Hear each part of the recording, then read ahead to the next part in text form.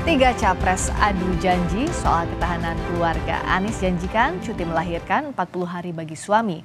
Sementara Prabowo menjanjikan makan siang gratis dan susu. Lain lagi Ganjar yang menjanjikan pentingnya telur ayam untuk ibu hamil.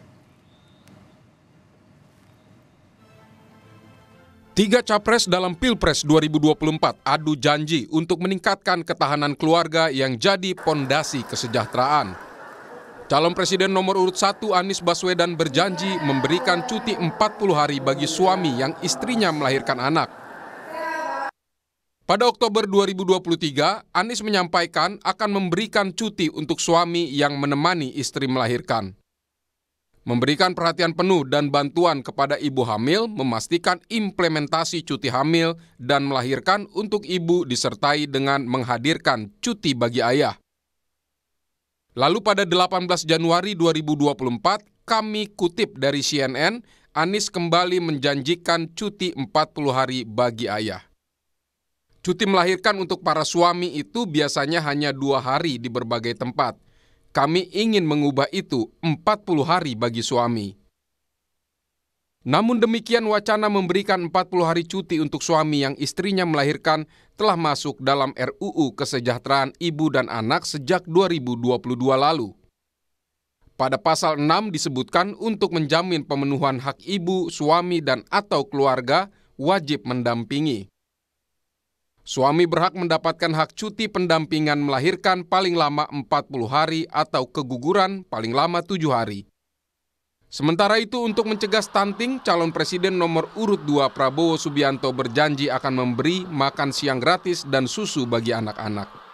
Prabowo menyebut dengan makanan bergizi dan susu, anak Indonesia tumbuh cerdas dan kuat. Melanjutkan program-program yang berpihak kepada rakyat kecil, kami akan mulai segera dengan memberi makan siang bergizi dan minum susu bergizi kepada seluruh anak-anak Indonesia. Dari semua usia, dari dalam perut ibunya sampai lulus sekolah negeri, pesantren, swasta, itu akan kami beri makanan bergizi supaya anak-anak Indonesia tumbuh cerdas, pinter, kuat. Lain lagi janji calon presiden nomor urut 3 Ganjar Pranowo. Untuk cegah stunting, Ganjar ingatkan para ibu untuk konsumsi telur yang murah namun kaya protein. Sebenarnya kalau kita melihat Perlu didorongkah? Perlu banget. Sebenarnya banyak protein yang bisa kita dapatkan. Salah satunya telur. Itu paling gampang, paling murah. Satu telur harganya berapa? Sekitar 1.000 per kilo 2.500. Ya kira-kira satu berapa kalau jual eceran itu? Kalau 1 kilo itu sekitar 17 butir. Kira-kira 1.500-an dari bakul. Kalau yang lain sebenarnya ikan. Karena ikan kita kan negara laut ya, ikannya itu cukup banyak, makan ikan. Masing-masing paslon punya cara jitu untuk ketahanan keluarga Indonesia. Akhir pekan ini debat Cawapres kembali digelar, salah satunya berkaitan dengan tema sumber daya manusia. Tim Liputan, Kompas TV. Anies Baswedan janji beri cuti 40 hari bagi suami yang menemani istrinya melahirkan. Apakah janji ini bisa tepat sasaran untuk membangun ketahanan keluarga? Kita bahas bersama Billy David Nero Tumilena, juru bicara muda Timnas Amin. Ada Putri Komarudin, jubir TKN Prabowo Gibran, dan Rahmayanti Bajeber, jubir TPN Ganjar Mahfud. Selamat malam, Mas Billy, Mbak Putri, Mbak Rahma. Selamat malam, Mbak Friska. Selamat malam, terima kasih sudah hadir. Saya ke Mas Billy dulu. Jadi pertimbangan beri 40 hari cuti untuk suami yang istrinya melahirkan itu apa dan apakah ini realistis? Baik, keseriusan paslon Amin ditunjukkan dalam memperhatikan keluarga. Kalau kita berbicara tentang ibu dan anak, itu kan kita berbicara tentang keluarga. Perhatian tentang keluarga sendiri itu dituangkan dalam misi, salah satu misi kami, misi ke-6, bagaimana keluarga itu nggak hanya sejahtera, namun juga bahagia. Dan berbicara tentang isu hamil kan kita berbicara dua hal, tentang ibu dan tentang anak. Tentang ibu, kenapa ini jadi penting? Yang pertama, 50% jumlah dari pemilih kita ataupun masyarakat Indonesia, lebih dari 50% adalah perempuan. Dan perempuan sangat dekat dengan isu tentang ibu. Dan tentu kita perlu memperhatikan perhatian serius kepada ibu. Dan kedua tentang anak. Seperti kita tahu usia 0 sampai 8 itu merupakan usia emas anak, di mana masa kelahiran hingga dia mungkin sampai trimester pertama bulan dia dibesarkan juga merupakan hal yang penting jadi perhatian. Dan tentu ini merupakan hal yang mungkin. Yang pertama tentu tentang kepastian hukum. Tadi sempat disampaikan di slide awal bahwa mulai 2022 RUU tentang ketahanan keluarga sudah mulai dibahas. Dan tentu sebagai janji Paslon Amin akan menuntaskan pembahasan hal tersebut dengan kepastian hukum dan juga dengan program kerja yang mendukung supaya nggak hanya cuti ayahnya diperpanjang, tapi juga cuti untuk ibunya juga diperpanjang. Ayah bisa sampai 40 hari dan ibu kita akan cek mungkin bisa sampai beberapa bulan dia mendapatkan cuti. Dan itu merupakan hal yang sangat mungkin dan itu biasa juga dilakukan di negara-negara maju dan Indonesia pun jika mau menuju ke arah ke sana juga sangat memungkinkan untuk menerapkan itu. Oke, kalau dari Mbak Putri, dari TKN gimana nih soal konsep ketahanan keluarga? Tadi janji dari Timnas Amin apakah mungkin dilakukan? Perbandingannya kalau dari Prabowo seperti apa? Ya, pada dasarnya kan sebenarnya ide terkait dengan cuti suami ini kan bukanlah hal yang baru ya, karena memang usulan cuti untuk 40 hari bagi suami yang istrinya melahirkan ini kan menjadi salah satu substansi dari RUU Kesejahteraan Ibu dan Anak yang tadi sempat diangkat juga di footage Kompas. Dan ini telah menjadi RUU usul inisiatif DPR yang ditetapkannya pada rapat paripurna tanggal 30 Juni 2022 kemarin. Jadi kalau sudah menjadi rancangan undang-undang usul inisiatif DPR sudah pasti 9 fraksi yang ada itu terlibat termasuk fraksi yang mengusung paslon 02 dan juga 03. Jadi bukan hanya fraksi-fraksi yang mengusung paslon 01. Dan kemudian yang menjadi bottleneck dari pembahasan undang-undang ini kan sebenarnya ada perbedaan pandangan antar kementerian di pemerintahan sendiri. Jadi Kementerian Ketenagakerjaan dan Kementerian Kesehatan ini mempunyai definisi yang berbeda terkait dengan lamanya cuti bagi sang suami ini. Jadi posisi teman-teman Komisi 8 yang membahas RUU KIA ini justru menunggu titik temu dari pemerintah supaya undang-undang ini bisa terus berjalan. Jadi mungkin yang harus kita sampaikan di sini adalah apapun perbedaan pandangan antara Kementerian Kesehatan dan juga Kemenaker yang kebetulan juga menterinya ada di paslon 01 ini bisa segera diselesaikan supaya kita bisa punya landasan hukum yang kuat yang memang bisa benar-benar memberikan hak bagi cuti melahirkan untuk suami ataupun ayah ini. Dan ini kan sebenarnya sudah kita tunggu-tunggu juga ya peraturannya gitu. Dan sebenarnya kalau kita lihat juga misalnya pasal-pasal yang disepakati ini kan sifatnya juga sangat positif gitu. Terkait dengan hak dari ibu, hak dari ayah gitu. Jadi ya kita sangat menunggu nanti pemerintah bisa menyelesaikan perbedaan pandangannya mereka ini. Oke, kalau dari TPN untuk ketahanan keluarga dalam hal ini ibu, anak dan juga ayah, peran ayah seperti apa kalau dari TPN? Kalau kita dari paslon 3 kita setuju dengan anjuran itu dan itu juga sudah digodok dari 1 tahun yang lalu. Jadi menurut kami itu harus juga dijalankan dan nggak ada lagi perbedaan, kita support 100% dan visi misi Pak Ganjar juga jelas yang 1000 hari anak ini untuk telur itu dan ikan itu bagus gitu dan menurut aku bukan hanya susu jadi semuanya itu bisa bersinergi gitu. Nah itu juga kalau diambil dari peran keluarga ayah itu harus mensupport ibunya jadi bukan hanya ibu yang bertanggung jawab untuk anaknya tapi juga ayah bisa mengambil peran untuk nggak ada lagi kalau semua itu harus ibu tapi juga ayah juga punya peran penting dalam menjaga anak gitu. Nah kalau dari RUU KIA tadi Mbak Putri sebelumnya bilang bahwa masih ada bottleneckingnya di Kementerian Kesehatan dan Kementerian Tenaga Kerja yang ada di paslon 01 sekarang. Gimana nih Mas Billy dan ini dikatakan bukan ide baru. Nah apa solusi lebih realnya kalau dari 01? Baik, Kalau kita berbicara konteks waktunya, tentu kita tinggal punya beberapa bulan untuk menuntaskan pembahasan itu. Dengan proses dipotong dengan proses pemilu, tentu ini merupakan waktu yang sangat pendek untuk merampungkan pembahasan rancangan undang-undang tersebut. Dan kita melihat justru kuncinya adalah di political will. Ketika para pemimpin punya concern yang sama terhadap isu ini, tentu juga kementerian terkait juga akan support. Dan tentu masukan-masukan termasuk yang disampaikan Mbak Putri tadi, jika kita berbicara tentang konteks politiknya, pasti akan kita teruskan ke partai koalisi kita. Tapi kita juga perlu mendengar juga bukan hanya dari sisi pemerintah, kita juga perlu mendengar masukan. Tadi misalkan irisannya dengan ketenaga kerjaan, dengan private sector misalkan.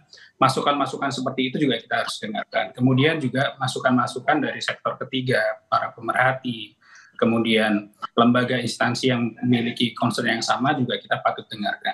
Jadi pembahasan baik itu pembahasan di legislasi atau pembahasan di tataran eksekutif tentu sangat mungkin bisa dilakukan meskipun waktunya sangat terbatas asalkan dengan political will yang kuat. Dan ketika kita melihat political will yang kuat di pemerintahan sekarang tentu itu akan bisa dirampungkan. Tapi ketika nanti ini belum sempat diselesaikan, tentu kami dari Paslon Amin berani menggaransi dan berani menjamin penuntasan pembahasan rancangan undang-undang ini akan segera dilakukan. Dan kemudian hal-hal yang tadi kita sampaikan, apalagi sudah menjadi visi misi, tentu itu menjadi sebuah janji kita kepada publik agar bisa dilakukan dengan baik dan bisa menyasar ke semua sasaran, termasuk ibu yang menjadi satu dari 28 simpul kesejahteraan dari visi dan misi Amin. Nah, langkah realnya kalau dari sisi TKN gimana Mbak Putri? Dengan tadi masih ada yang jadi hambatan, tapi untuk political will secara realnya itu apa yang bisa diterapkan? Karena ini kan multisektor, ada pihak swasta, ada juga DPR pemerintah yang ada di sana. Itu seperti apa sih? Pada saat pembahasan panitia kerja ini kan sebenarnya teman-teman Komisi 8 yang membahas itu juga sudah mengundang berbagai sektor ya, dari mulai pengusaha, pemilik pabrik misalnya, terus teman-teman dunia akademisi, dan mereka juga sudah menyerap seluruh aspirasi dan yang akhirnya diinkorporasikan ke dalam undang-undang ini. Jadi kan prosesnya sebenarnya sudah panjang.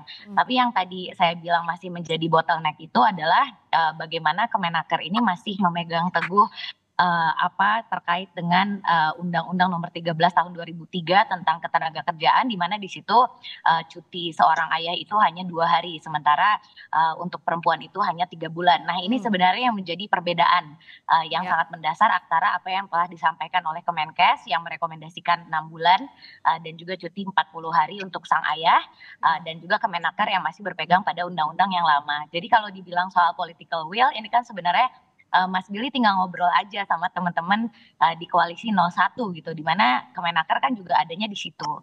Kalau mau diselesaikan di masa sidang yang sekarang ini, tentu tidak mungkin karena kan memang waktunya pendek, setuju tadi yang Mas Billy bilang. Tapi kan kita masih menjabat sampai dengan akhir September, Oktober nanti baru dilantik DPR yang baru.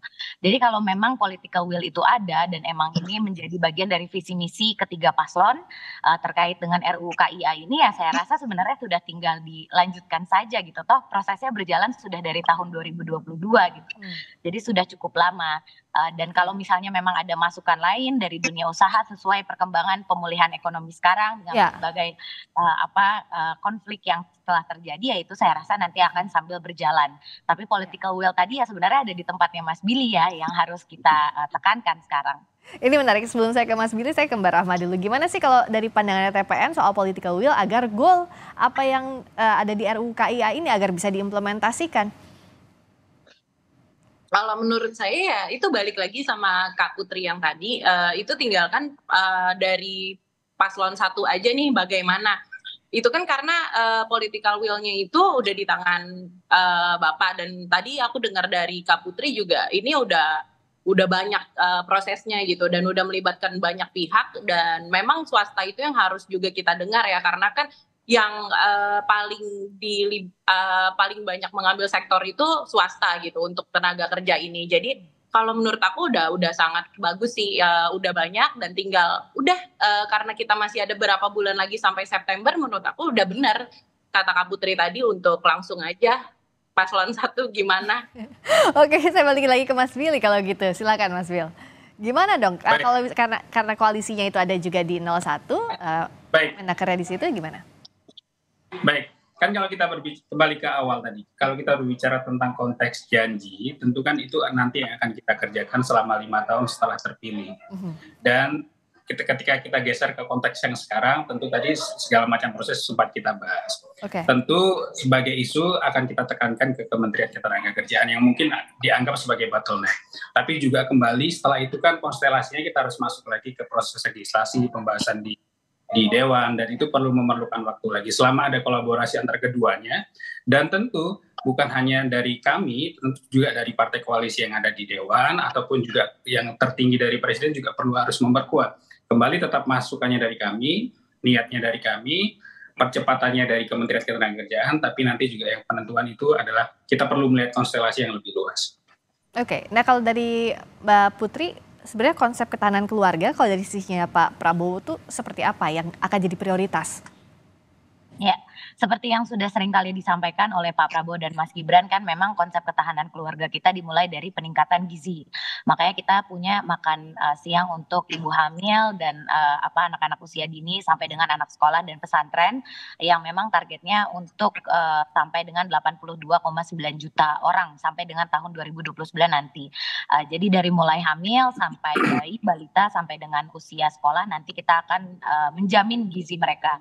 Dan tentu sebenarnya perbaikan gizi ibu hamil dan juga anak-anak ini menjadi sangat penting karena prevalensi stunting kita yang masih sangat tinggi, angka kematian ibu yang masih sangat tinggi juga, dan juga angka kematian anak.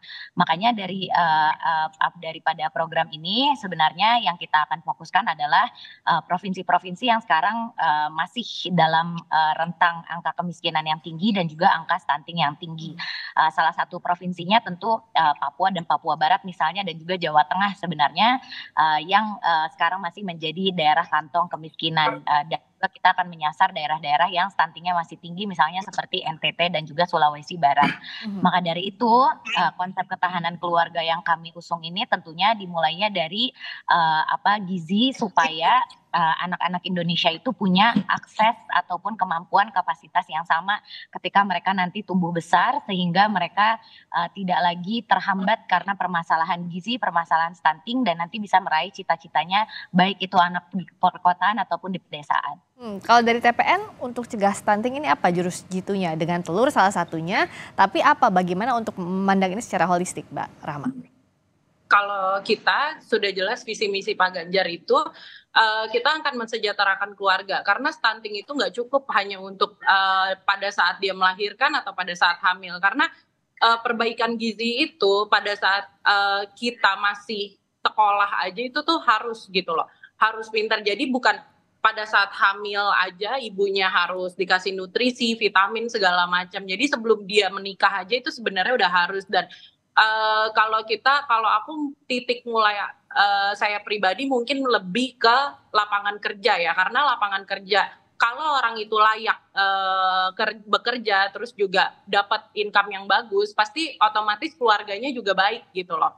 Nah jadi dari situ kita bisa beli vitamin, bisa makan yang sehat. Jadi menurut aku nggak perlu juga rakyat Indonesia dikasih mental yang harus apa-apa gratis gitu. Jadi kita sudah aja gitu, maksudnya kita kasih lapangan kerja yang baik, keluarga itu nanti juga akan memberikan yang terbaik pasti untuk keluarganya gitu. Menurut aku seperti itu ya.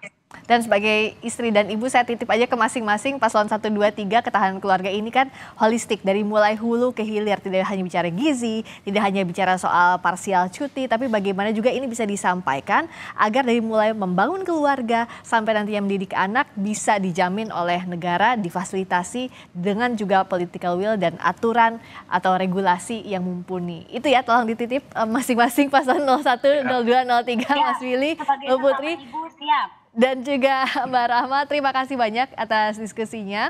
Mas Willy David Nero Tumilena, juru bicara muda Timnas Amin. Terima kasih Mbak Putri Komarudin, jubir TKN, dan Mbak Rahmayanti Bajeber, jubir TPN. Terima kasih, selamat malam.